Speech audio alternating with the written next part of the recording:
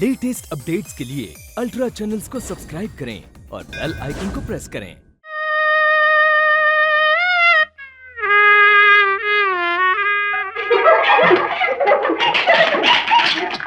छोटे सरकार, शादी मुबारक हो।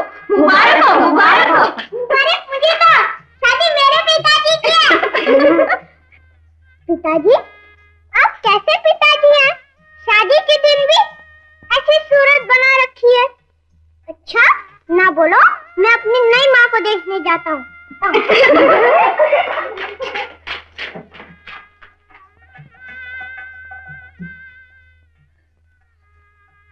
प्रभु, तुम्हारे सामने मैंने उनसे शादी की, अपने दिल पर पत्थर रखकर तुम्हारे सामने उनके पिता को वचन दिया। फिर ये शहनाई की आवाज सुनकर मेरा दिल क्यों जल रहा है प्रभु? मुझे शक्ति दो प्रभु कि मैं अपने वचन का पालन कर सकूं। मुझे शक्ति। मुझे क्या पता था कि मेरी माँ इतनी सुंदर है। रजनी, मुबारक हो, शादी से पहले तुझे बेटा भी मिल गया। रजनी, तो क्या तेरे पति की दूसरी शादी है? नहीं माँ, तुम तो चमक रही हो, बिल्कुल बिजली की तरह। हट यहाँ से, यहाँ क्या लेने आया? मैं तो ये देखने आया था कि जिस लड़की से मेरे पिताजी की शादी होने वाली है, वो मेरी माँ बनने के काबिल है कि नहीं? तुम बहुत बुरी माँ हो। मैं पिताजी से तुम्हारी शादी नहीं होने दूंगा। मैं टीचर माँ के पास जाता हूँ। अरे, ये नया किस्सा? ये टीचर माँ कौन है? वो बहुत अच्छी माँ है।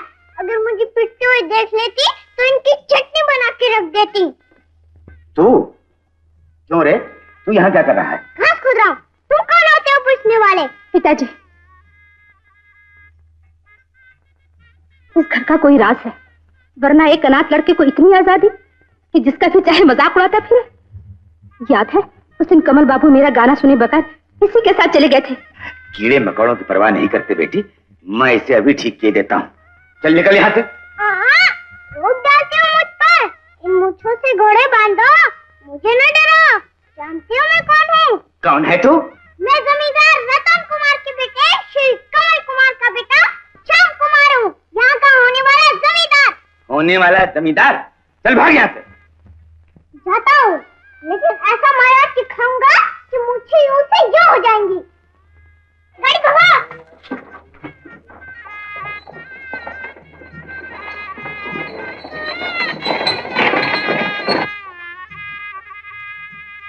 पिताजी, जरूर दाल में कुछ काला है। मैं तो समझती हूँ कि शादी होने के बाद मुझे इस घर की दासी बनकर रहना पड़ेगा। चिंता न कर बेटी, शादी हो जाने दे। शादी हो जाने के बाद इस बेवकूफ जमींदार की जायदाद पर कब्जा करना मेरा काम। जमींदार उतना बेवकूफ नहीं जितना आप समझते हैं। थोड़ा बेवकूफ तो वो पहले ही है, बाकी कसर मैं पूरी कर दूंगा। नहीं माधव, नहीं, हमें सब्र से काम लेना होगा। हर हालत में शादी हो जानी चाहिए। चलो।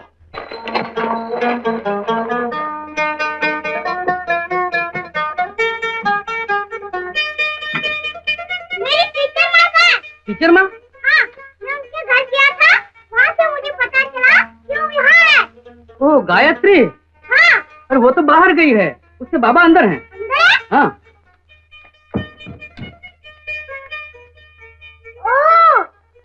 वाले बाबा, तुम यहाँ हो? अच्छा, तो तुम हो मेरी टीचर माँ के बाबा। मेरे नाना, मेरी माँ कहाँ है? तेरी माँ? तुझसे किसने कहा वो तेरी माँ है? टॉफियों वाले बाबा, तुम्हें कुछ पता नहीं। माँ ने मुझसे कहा कि मैं तेरी माँ हूँ और पिताजी ने मुझसे कहा कि मैं तेरा पिता हूँ। अब तुम्हें बताओ बाबा, अगर एक बेटा अपनी माँ की शादी अपने पिताजी से नहीं करवा सकता तो उसका बेटा होने का क्या फायदा? तेरे पिताजी? कौन है तेरे पिताजी? बसंतपुर के छोटे जमींदार जी तो मेरे पिता हैं। अच्छा बाबा, मैं चलता हूँ। जैसी माँ है उससे कह देना कि वो तैयार रहे, मैं गाड़ी भेज दूंगा, फौरन बैठ कर आ जाए। शादी आज जरूर होनी चाहिए। जय श्री कृष्ण। ये तो क्या कह रहा है? देख बेटा, कोई गड़बड़ न कर बैठना।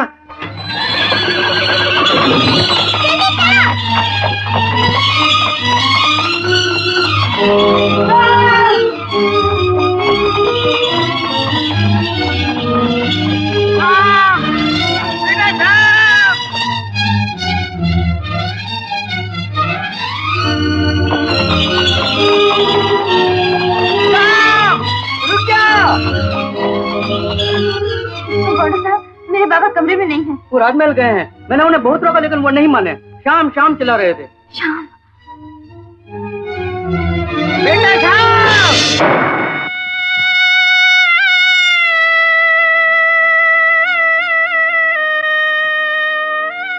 ठेकेदार साहब, बात कुछ भी नहीं है। वो अनाथ लड़का कमल से हिला मिला है, जो मुंह में आता है बक देता है। आप इतने सियाने और जहांदीदा इंसान होकर एक बच्ची की बात को दिल में क्यों जगा दे रहे हैं? चलिए, शादी का मुहूर्त निकला जा रहा है। चलिए। जमींदार साहब, मुझे आप पर पूरा भरोसा है, लेकिन दिल में शक एक बार पैदा हो जाए तो उसे दूर करने में जरा देर लगती है।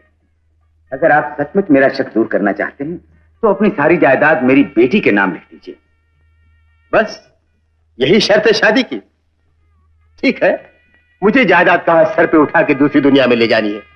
कमल की हुई या रजनी की, एक ही बात है। मैं लिख दूंगा, वादा करता हूं। चलिए। शुक्रिया शुक्रिया। जमींदार साहब, अगर आपको तकलीफ न हो तो जरा इस पर दस्तखत कर दीजिए। दस्तखत? क्या आपको मेरी जुबान पे विश्वास नहीं? क्यों नहीं, क्यों नहीं, लेकिन मेरी तसल्ली भी तो होनी चाहिए। ठेकेदार, जिंदगी में तुम मुझे पहले आदमी मिले हो जिसने मेरी खानदानी गैरत पर हमला किया है। तुम समझते हो मैं अपनी जुबान का पास नहीं रखूंगा। जानते हो, मैं उन लोगों में से हूं जो अपने वचन के लिए बर्बाद हो जाते हैं, मिट जाते हैं। क्या समझा है तुमने मुझे? दादाजी, ये आपको सीढ़ी मार क्या समझेगा? मैंने पिताजी के लिए एक अच्छी सी माँ ढूंढ ली है। हाथ भर के छोकरे, तेरी ये मजाल है? भागकर कहाँ जाता है? मैं अभी तेरी खबर लूंगा। बाहर निकल।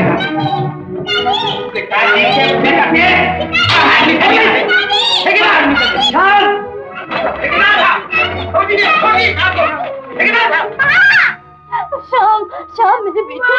श्याम, कहाँ है तू? रुक जाइए। एक बच्चे पर हाथ उठाते हुए आपको दया नहीं आती?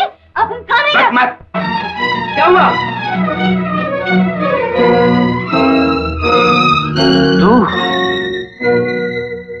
श्याम बेटा, तू वहां क्या कर रहा है? मेरे पास आ।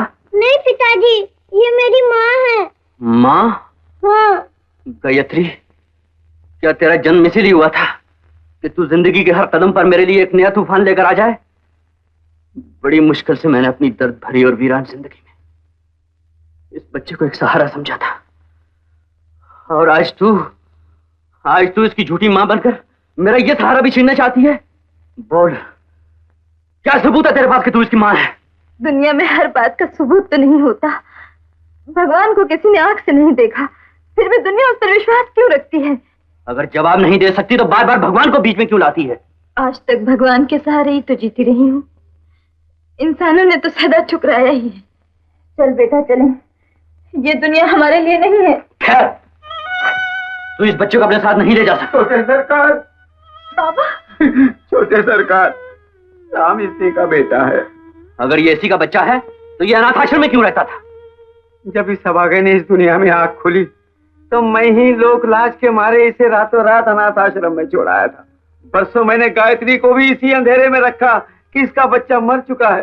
कुछ ही दिन हुए मैंने इसे बताया कि श्याम इसका क्या लगता है।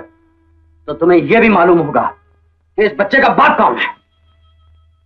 नहीं छोटे सरकार, लाख मैंने इसे डांटा डपटा, पर इसने अपने होठ सी रखे हैं। बता भी कैसे सकती है? अपनी जबान से अपना गुनाह कौन मानता है? बोल, बोल कि इस बच्चे का बाप कौन है? चुप क्यों है? बोलती क्यों नहीं? तुझे इस बच्चे की कसम बता, इसका बाप कौन है? नहीं नहीं, मुझे ये कसम मत दिलाइए। मैं नहीं बता सकती, मैं नहीं बताऊंगी। जब मेरे बाबा दरामदी से मुझे मार डालना चाहते थे, उस वक्त भी मैंने मर जाना कबूल किया, लेकिन अपनी जुबान नहीं खोली। जब सारी दुनिया ने कलेक्टरी की पदवी देकर मेरा मजाक उड़ाया, तब भी मैं खामोश रही। मेरे सिवा आकाश में भगवान और धरती पर सिर्फ एक इंसान जानता है कि इस बच्चे का बाप कौन है, और क्यों मैंने किसी की इज्जत बचाने के लिए अपने जीवन के हेज के फूलों को मसल कर कांटे बिछा लिए। ये राज मेरी जिंदगी में राज ही रहेगा। मर जाऊंगी लेकिन ये राज नहीं खोलूंगी। बाबा, चलो बाबा। बड़े जमींदार जी, अब मैं आपको और नहीं सताऊंगा। छोटे जमींदार जी पर कभी गुस्सा ना करना। जमींदार साहब, चलिए खत्म कीजिए ये किस्सा। शादी का मुहूर्त निकला जा रहा है। शादी? कैसी शादी? यहाँ कोई शादी नहीं होगी। क्या मतलब? मतलब जिंदगी में कई चीजों का मतलब मैं खुद आज समझा हूँ। मैं समझता था इज्जत का मतलब दौलत, जायदाद और झूठा गरूर है, लेकिन आज पता चला कि आत्मा की पवित्रता और वचन के पालन के सामने शहंशाहों के खजाने भी कोई कीमत नहीं रखते। मैं अमीर हूँ, दौलत के सहारे हर किसी से अपनी इज्जत करवा सकता हूँ, लेकिन इज्जत के काबिल मैं नहीं, गायत्री है। उसने अपना एक वचन इस तरह निभाया जैसे कि एक माँ अपने बच्चे की परवरिश करती है। गायत्री मेरी बहू है, श्याम कमल का बेटा है, मेरे घर का चिराग है। पिताजी, आप जी क्या कह रहे हैं? मैं सच कह रहा हूं मेरे बच्चे, मैं सच कह रहा हूं। गुनहगार तो मैं हूं। अपने खानदान की छोटी इज्जत बचाने के लिए मैंने गायत्री को मजबूर करके उससे वचन ले लिया था। मेरे दबाव में आकर इसने अपने होठ चीरे। मुझे माफ कर दे मेरी बेटी, मुझे माफ कर दे। मालिक नारायण, नारायण मुझे मालिक न को, मुझे संबंधी को। नारायण मुझे संबंधी को। जमींदार, अगर नौकर चाकरों को ही संबंधी बनाना था तो मुझे घर बुलाकर मेरी इज्जत पर क्यों हाथ डाला? समझता है मैं खामोश रहूंगा? एक एक को समझ लूंगा। चल बेटी, चल यहाँ से। ठेकेदार जी, अपना डंडा तो लेते जाइए। अच्छा, सामने से। गायत्री, मैंने तुम पे शक किया, बहुत बड़ा पाप किया है मैंने। कितना नीच हूं मैं। ऐसा न कहिए, इसमें आपका क्या दोष है? कमाल है भाई, जब आपस में घुसल फुसल कर रहे हैं, मुझसे कोई बात ही नहीं करता। पहले मुझे ये तो बताओ कि आप मेरे पिता, आप मेरी माँ है ना? हाँ श्याम बेटा, मैं ही तुम्हारा पिता हूँ और ये तुम्हारी माँ है।